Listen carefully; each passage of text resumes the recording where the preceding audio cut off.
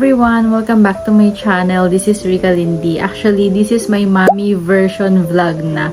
And welcome to my fresh start video. Wow! So, fresh start ulit kasi after half year, nakapag-vlog ulit ako. In this video, ikukwento ko muna sa inyo kung ano ba yung nangyari sa akin within the half year na nawala ako dito sa aking channel. So, ayan, this is the reason why I left my, hindi naman I left, ang kakagising lang kasi niya, nagising siya sa boses ko. This is the reason kung bakit huminto muna ako sa pag-vlog ng half year. So, ayun, half year kasi 6 months na siya, going 7 months na siya this 27. So, hi ka-anak sa vlog, nag-vlog si mami, babalik na ulit siya sa vlogging. Namumula yung sa ulo niya. So, ayun nga, tutuloy ko na yung vlog ko habang hawak ko siya. Kasi walang ibang mag-aalaga sa kanya dahil kami lang ngayon dito sa bahay. So, ayun. Dahil simula nung nanganak ako is nag-stop muna ako sa pag-vlog. As you can see naman sa aking channel, yung last na vlog ko ay kung naliligo siya, yung bath time siya. Bath time niya. Yun yung last vlog ko. Pero bago yon is meron akong pinaka-last vlog, which is yung Baby Essentials. Kung ma-check nyo yung channel ko, yun yung last na vlog ko. Yung part 1. So, hindi natuloy yung part 2. Pero na-clip ko talaga yung part 2 nun. And ine-edit ko na. Siguro nasa halfway na ako ng pag-i-edit. Kaso, ang nangyari nga is, sobrang bigat na ng pakiramdam ko. Hindi ko na naituloy yung pag-i-edit. Kasi ang laki-laki na ng tiyan ko. Ay nag-start na ako mag-walking nun. Kasi para nga makatulong sa normal delivery. Kaso hindi rin natuloy. Naging CS din ako. So, tsaka ko na ikukwento yun sa mga susunod na vlogs ko na. So, ayun. Dinilit ko na kasi nga full na yung storage ko. And gusto ko rin maklip yung mga moments na meron ako dito sa aking baby habang maliit pa siya nung time na yun. And sobrang gulo din kasi ng isip ko nung time na yun. Dahil sinumpong ako ng postpartum depression. So, hindi ko sinasabi sa lahat. Ngayon ko palang binroadcast. Pero, sa piling tao ko lang sinasabi. Nung una sa asawa ko lang. And parang nag-share na ako sa iba. Kasi, hindi ko talaga ma-handle na. Nahihirapan na ako. Iyak na ako ng iyak gabi-gabi.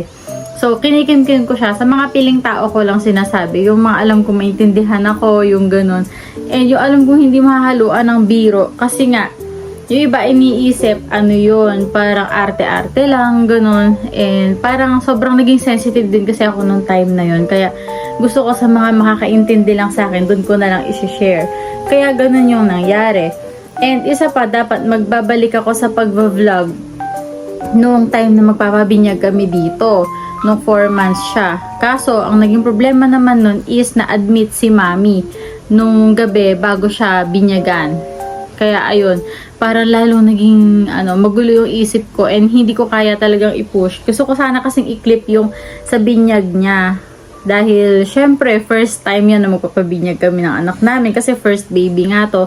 Kaso wala hindi talaga time pa. So naisip ko na lang, hintayin ko na lang yung time na pwede na talaga.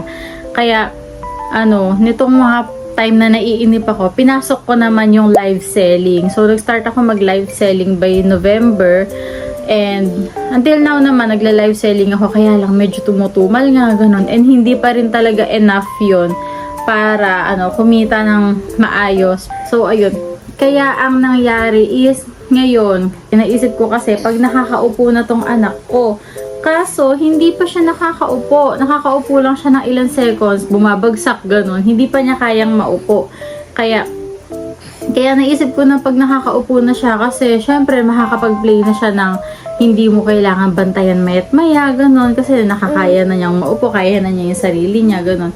Yun nga lang, hindi pa rin. Naisip ko 6 months naman na siya. And ayan, yung medyo madali na siyang alagaan, unlike before na nung maliit is iyakin, ganyan. Yung hindi siya nalilibang sa mga bagay na nakikita niya. Hindi pa niya na-appreciate, ganun. So, ayan, ngayon kasi yung time na yun na na-appreciate na niya lahat ng mga bagay sa paligid niya. Bigyan mo lang siya ng toy, ganun, lalaruin na niya. Ayan, kagaya niyan.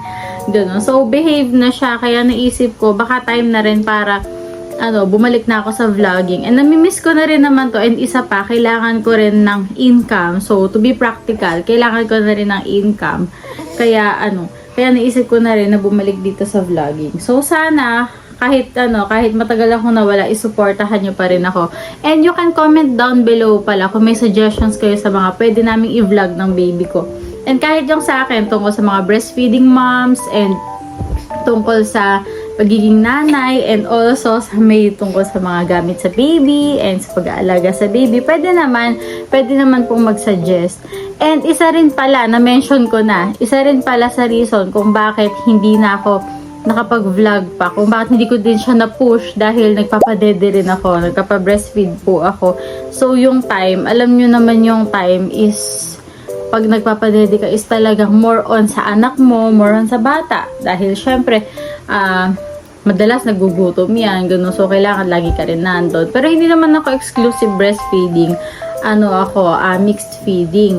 And also, nababanggit ko rin pala sa mga previous vlog ko dati, nung buntis pa ako, na meron kaming business before, yung tindahan nga, sari-sari store. Kaya parang lalo akong nahihirapan na magbigay ng time sa pagbablog. But sa ngayon kasi ginive up po na namin siya due to wala ngang mag-aalaga dito, and gusto ko maging hands-on muna and matutukan yung pag-aalaga dito sa aking baby. And malay nyo naman soon, bumalik din yung time na magkaroon ulit ng business, gano'n. So, for now, online muna ako, and ito nga ang pag-vlog ko.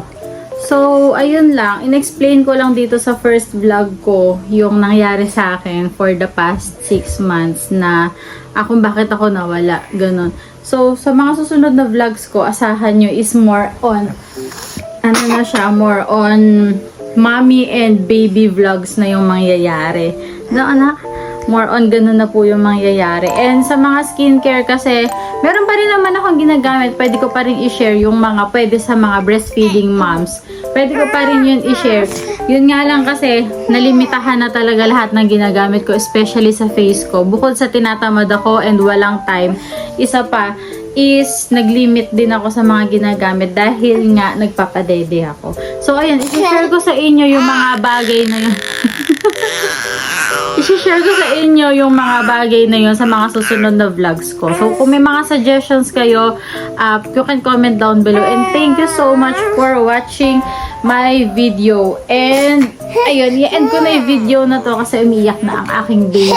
And wala naman akong i-explain pa.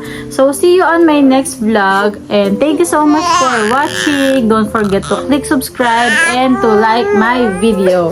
Thank you po. Bye!